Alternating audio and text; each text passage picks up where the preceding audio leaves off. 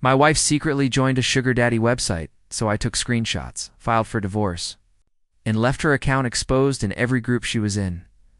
I'm a 31-year-old IT consultant, and for the longest time, I thought I had life figured out. My wife Jessica and I had been married for 3 years, 3 years of what looked like the perfect marriage. She was everything I thought I wanted: beautiful, sharp-witted, endlessly social. Our friends called us relationship goals. Every photo she posted online had that same warm glow, her leaning into me. Captions like, "My forever person." I'd see hundreds of likes roll in, and I'd feel proud. Or at least I used to. Behind those perfect snapshots, something had quietly shifted. It wasn't sudden, more like a slow drift I didn't want to acknowledge. The laughter during dinner faded into silence, filled with the sound of her scrolling through her phone. The spontaneous kisses on the cheek turned into quick goodbyes before she left for late meetings. I told myself it was normal. Every couple hits a lull, right? But deep down, I missed her. Not just physically, emotionally. That spark, that connection we had when we'd stay up late talking about dreams and dumb jokes, it was gone. Every time I tried to bring it up, she'd sigh and say, "I'm just tired, babe. Work's been insane." I believed her. I wanted to believe her. She looked so convincing, sitting on the couch in her soft gray hoodie. Eyes glued to her phone but smiling when I caught her gaze. I told myself that love just evolves. It doesn't always burn. Sometimes it simmers. But lately, that simmer felt cold. And sometimes, when she'd post another photo of us smiling together, one I didn't even remember taking, I'd feel a strange pit in my stomach. Like maybe the image she was sharing wasn't ours anymore. It was just hers. I didn't know it then, but that illusion, that perfect marriage, was already cracking wide open. The change started subtly. Little things I brushed off because I didn't want to be that husband. The insecure, paranoid one who reads too much into every silence. Jessica began staying later at work, claiming her team was pushing a new project with tight deadlines. At first, I believed her. She'd come home tired, toss her bag on the floor, and head straight to the shower. I'd offer to make her dinner, but she'd just shake her head and say, "Don't wait up, I already grabbed something." What bothered me wasn't just the distance, it was the inconsistency, the faint scent of unfamiliar cologne clinging to her hair. Her sudden obsession with new clothes and gym sessions, and the way she'd lock her phone like it held nuclear codes. Once, I reached for it to check the time, and she flinched so hard you'd think I grabbed a weapon. "Relax." I laughed awkwardly. "Just wanted to see the clock." She forced a smile. "Sorry, habit. Work messages are confidential." Confidential? That word echoed in my mind. Jessica wasn't in national security. She was a marketing manager. What kind of confidential messages were those? Still, I stayed quiet. I told myself she deserved her privacy, that maybe I was just being dramatic. But the silence between us kept growing, thicker each night. Our dinners turned into quick bites in front of separate screens. Conversations died halfway through, replaced by her typing furiously on her phone with that faint, secretive smirk she used to save only for me. Sometimes I'd catch her staring at herself in the mirror before leaving for work, adjusting her lipstick, the deep red she used to wear on our date nights. When I asked who she was trying to impress, she just said, "Don't start, okay?" That was the moment I realized I wasn't her safe place anymore. I was just in the way, and deep down, I knew something bigger than distance was. Creeping into our marriage, something I wasn't ready to face yet. It happened on a Thursday night. One of those quiet evenings when everything feels normal right until it doesn't. Jessica was in the shower, her phone face up on the nightstand, screen glowing faintly in the dim light. I wasn't even trying to snoop. I just glanced at it because it buzzed twice in a row. Then I saw the message. "Can't wait to see you again, SD." For a few seconds, my brain froze. My first thought wasn't anger. It was denial. SD. Could have been a coworker. Maybe it was something innocent, an inside joke. But my chest tightened, and I felt this burning under my skin, the kind that comes before everything collapses. I picked up the phone. Locked. I shouldn't have known her passcode, but years of being observant made me remember small things. Her birthday, our anniversary. Second try, it opened. My hands were shaking so badly I could barely scroll. That's when I saw the app. A small gold icon labeled Shoplift Rewards. I'd never seen it before. Curiosity pushed me further. I opened it, but it instantly demanded a PIN. That's when I switched to Google. One search later, my heart dropped. It wasn't a shopping app. It was a sugar dating platform, one of those places where arrangements happen between wealthy clients and people looking for money, gifts, or worse. For a minute, I just sat there, phone in hand, staring at nothing. My ears rang, my pulse pounded in my throat. I couldn't believe it. The woman who shared my bed, who kissed me goodbye every morning, was living another life behind that innocent smile.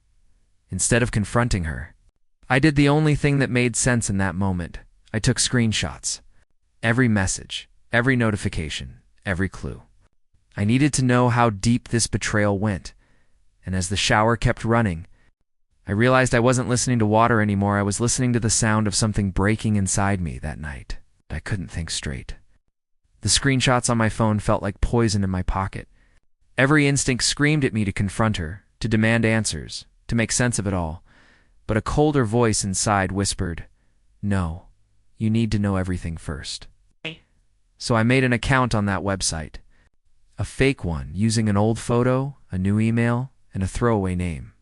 Within minutes, my stomach flipped. Her profile popped up under the local matches tab, as if the universe wanted to shove the truth right in my face. Her name wasn't Jessica. It was Jasmine. Her bio read, independent, playful, and open to arrangements with generous, respectful men. No drama, just good company. Then there were the photos. Not explicit, but intimate enough to make me feel sick. The same face that smiled beside me in wedding pictures was now smiling for strangers. Sultry, suggestive, practiced. The details hit me harder than the images. She'd listed our city, her age, and even a thinly veiled reference to her job title. One-line read, marketing queen with a taste for the finer things. And at the bottom, a wish list, designer bags, perfumes, shoes, all things she'd recently bought for herself. I took screenshots of everything. Every photo, every message, every timestamp. My hands trembled so violently I almost dropped my phone. The truth wasn't hidden anymore. It was performing online, collecting attention, money, and validation. Later that night, I lay beside her in bed, pretending to be asleep. Her breathing was steady, peaceful. She turned slightly, her arm brushing mine, and I flinched.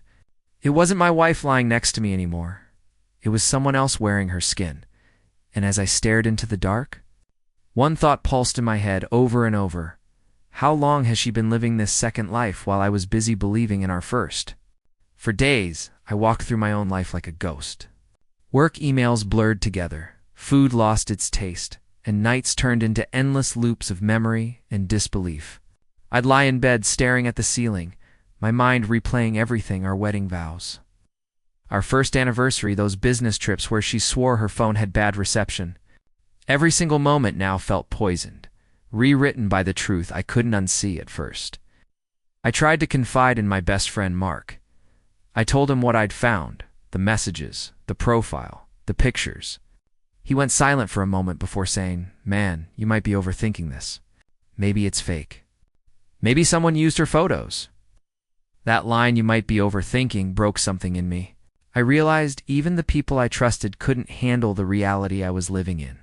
Their disbelief only made me feel smaller, crazier. So I stopped talking. I started watching, quietly, carefully. Jessica came home one evening wearing a new bracelet, a delicate gold band she claimed was a gift from a coworker. Another night, a designer handbag appeared, one she said she got on discount.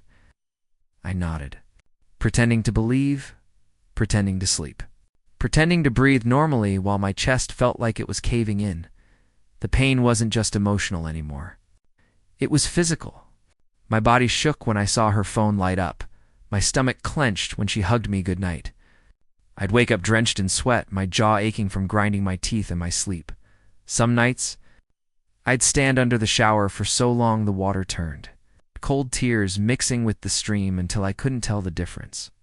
I used to think heartbreak was poetic, but standing there, choking on my own silence, I learned it's not. It's just empty. And in that emptiness, a dangerous thought began to grow.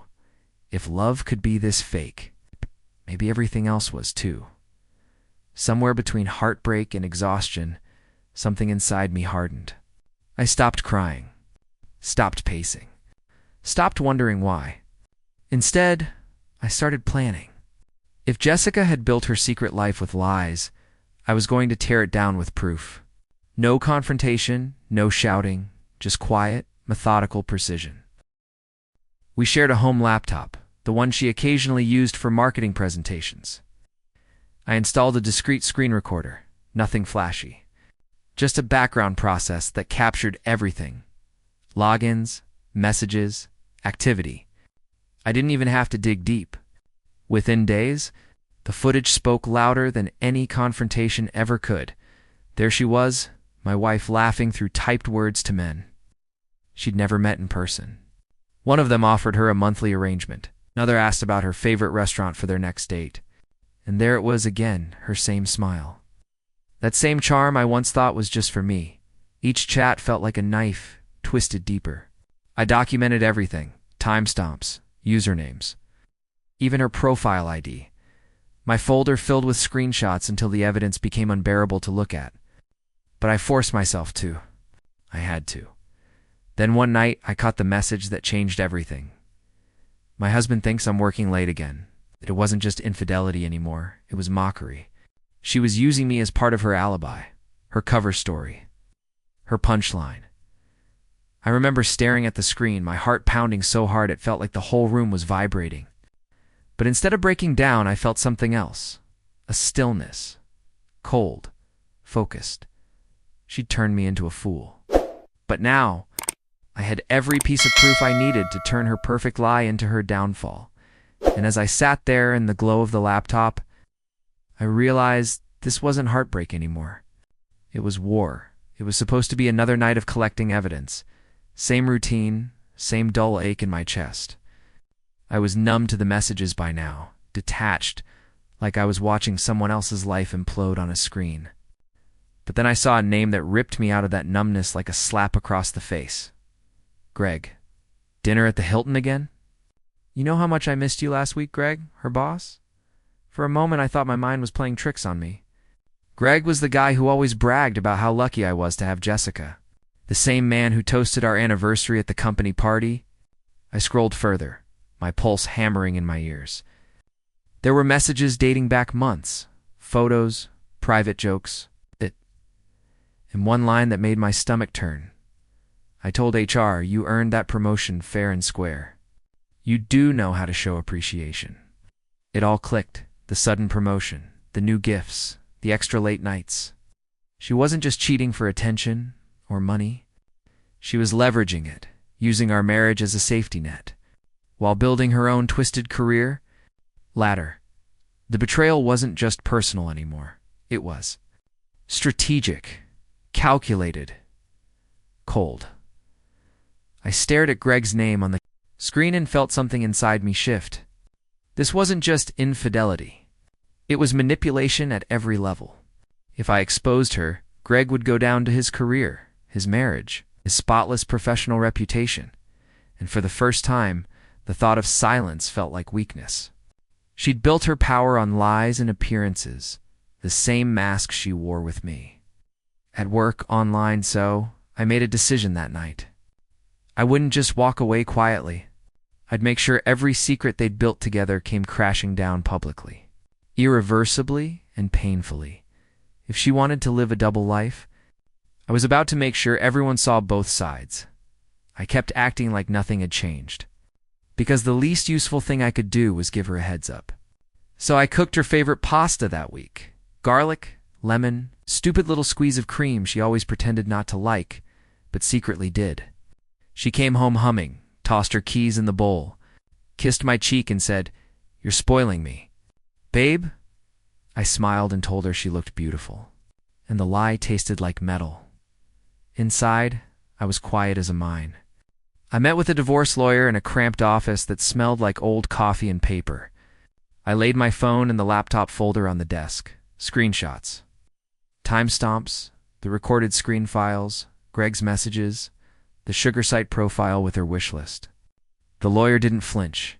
He said 3 words that felt both like validation and a weapon. Keep quiet. File first. File first. I repeated because I'd imagined a different kind of justice, loud and immediate. He explained the cold logic. If I went public too early, she'd clean up evidence. Change stories, take assets, call it blackmail. If I filed quietly, served the papers, then exposed everything, the law would be on my side, and her lies would hit with legal weight. He showed me how it would look in court folders. How custody talk gets complicated when deceit is proven. How companies react when HR sees messages from a boss. Back home, I kept our apartment routine like a man in a well-rehearsed play. I listened to her recount work stress while my thumbs hovered over a document titled evidence_final.pdf. I complimented the way she'd braided her hair. I pretended not to notice the new perfume. Each normal moment felt explosive, like walking on glass that night. After I washed the dishes and dried the last plate, I sat with the folder open on the kitchen table. The cursor blinked over a file named expose_plan.docx. My heart had learned a new rhythm, slow, patient, lethal. I was ready to file. I was ready to end what she'd built. All that remained was one final click. The morning of the execution felt strangely calm, like the air before a storm.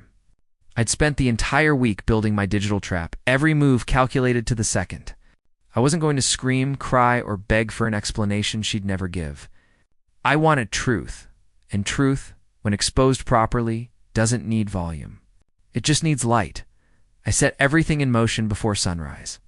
Each post was scheduled like a domino waiting to fall on her favorite fitness group, her office's internal Slack channel. In the private Facebook family chat where she loved to brag about married life, the message was clean, almost polite, accompanied by a blurred screenshot and a caption, "Some people aren't who they pretend to be. You might want to look closer."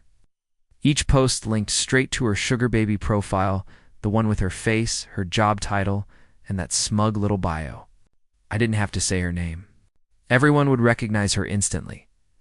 While the clock ticked down to her exposure, I finalized the legal side. My lawyer had already prepared the divorce papers. All I had to do was click send. It felt surreal, the moment that used to symbolize partnership now marking the end of everything. I attached the documents, hit send, and quietly packed my things. Before she got home from work, I left. No confrontation. No scene. Just silence, the kind that follows a gunshot before the echo catches up. By the time I hit the highway, my phone started vibrating nonstop. Texts, calls, notifications. Mutual friends. Family members, coworkers, each one reacting to the detonation I'd set off. And through the chaos, I just drove. No music, no destination, just the hum of the tires beneath me and a strange, familiar peace settling in. For the first time in months, the truth wasn't hiding anymore, and neither was I. The explosion hit faster than I expected. By noon, my phone was a battlefield, hundreds of notifications lighting up. Voices from every corner of our lives colliding in chaos. Jessica's name kept flashing over and over, each missed call a scream in digital form. When I finally answered, her voice was cracked, raw, desperate. "How could you do this to me?" she shrieked. "You're ruining my life." I almost laughed at the irony. "I didn't ruin your life, Jess," I said quietly. "You just finally got caught living the one you built on lies." She sobbed, cursing me, then switched to begging, the emotional pendulum I'd come to recognize too well. But I didn't give her the comfort she was fishing for. Not this time. Within hours, her company released a statement. Internal investigation, both parties suspended. Greg's name was there right beside hers. That was the first moment I exhaled, not in victory, but in disbelief that it had all finally cracked open. The illusion she curated, the mask she wore so perfectly, was gone. Friends were split. Some called me cruel. Others quietly, privately texted things like, "Good for you. She deserved it." My lawyer called, voice calm but firm. "Everything's set. Don't engage further." I sat in my car for hours outside a quiet diner, staring at my reflection in the windshield. I thought revenge would taste sweet, but it didn't. It was bitter, sharp, hollow, and heavy all at once. But that bitterness also carried something I hadn't felt in months: control, for the first time. She wasn't the one writing the narrative. I wasn't the quiet, forgiving husband anymore. I was the man who stopped letting his love be used as a shield for someone else's deceit. And as the city lights flickered against the glass, I realized sometimes peace doesn't come from forgiving. It comes from finally being done. Weeks passed, and the noise slowly faded into something quieter. Not peace, but aftermath. The divorce proceedings moved faster than anyone expected. My lawyer called it clean and airtight, all thanks to the screenshots, chat logs, and timestamps. The proof was undeniable. She didn't even try to contest it. Maybe she knew there was nothing left to defend. Jessica still tried to reach me.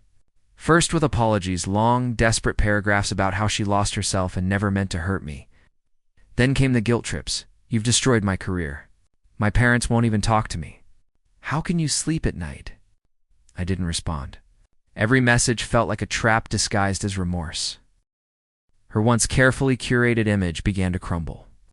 The woman who used to post flawless selfies and motivational captions vanished from social media. Her company terminated both her and Greg for misconduct. Their photos together were deleted, their accounts scrubbed, but the internet doesn't forget. Screenshots had already made their rounds. Mutual friends drifted away from her. Some from disgust, others from the sheer awkwardness of not knowing what to say. For years, she'd built her identity around being adored. Now she was a ghost of her own reputation. As for me, I started therapy. Not because I wanted to forget her, but because I didn't want to carry her anymore. My therapist asked what I really wanted when I exposed her. I told him the truth. I didn't want revenge. I wanted accountability. That's when it hit me. Revenge had burned fast, but accountability lingered. It didn't erase the pain, but it gave it purpose. My anger began to cool into clarity. For the first time, I wasn't living in reaction to her choices. I was living in response to my own. Months later, my life looks nothing like it used to, and for the first time, that feels like a good thing. I live in a quiet apartment now, smaller than the house we once shared, but peaceful. No hidden tension behind smiles, no late-night arguments disguised as misunderstandings, just silence. The kind that heals instead of haunts. The first few weeks alone were strange. I'd catch myself reaching for 2 plates instead of 1, or scrolling through photos I couldn't delete yet. There were moments I missed her, not who she became, but who I thought she was. But that version of her only existed in my imagination, and I had to let that illusion die if I wanted to live again. Therapy helped me understand that betrayal doesn't just shatter trust, it shatters identity. I had spent years being the good husband, the reliable one, the provider. When she betrayed me, it wasn't just love that broke. It was the story I told myself about what love should be, so I rebuilt. Slowly, I started running again. I cooked for myself without waiting for someone to appreciate it. I began journaling, something I hadn't done since college, writing not about pain, but about understanding. With every entry, the bitterness drained a little more, replaced by a strange, quiet acceptance. I realized something profound. Betrayal didn't destroy me. It stripped me down to the truth that love without respect is just a performance.